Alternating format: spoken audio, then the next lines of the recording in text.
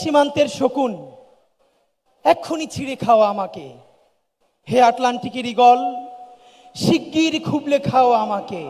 হে বৈকাল হ্রদের বাজ, আছড়ে কামড়ে ছিন্ন ভিন্ন করো আমাকে। আমার রক্তরসে শুধু অসহায়ত্ব আর অভাব। কাগজের কামলারা তারে আদর করে মুদ্রাস্ফীতি ডাকে। ঋণের চাপে নীল হয়ে যাচ্ছে আমার অনুচক্রিকা। সংসার চালাতে অন্তরে হয় ইন্টারনাল ব্লিডিং। কি আশ্চর্য, তবু আমি মরছি না। ওদিকে দোজখের ভয়ে আত্মহত্যা করবার সাহস পাই না আমি। খোদাকে বললাম, আমি মরতে চাই। তিনি বললেন, বেঁচে আছো কে বলল? সহস্রাব্দ উন্নয়নের সাক্ষী হিসেবে রাজা তোমাকে মমি করে রেখেছেন। বাজারে দীর্ঘশ্বাস ফেললে নাকি রাজ্যের বদনাম হয় খুব।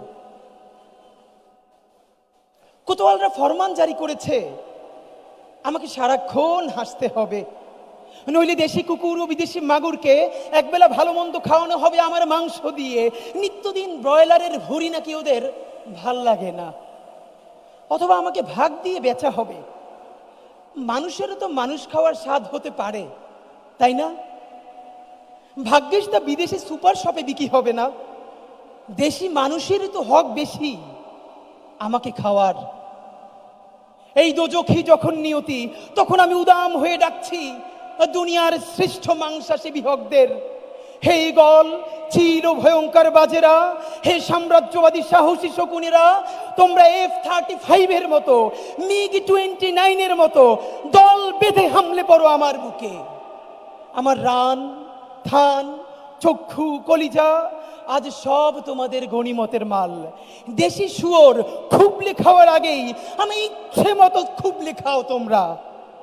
দোহাই, শুধু মস্তিষ্কটা খেও না আমার, তাহলে শীঘ্রই দাস হয়ে যাবে তোমরাও। ইনকিলাব জিন্দাবাদ।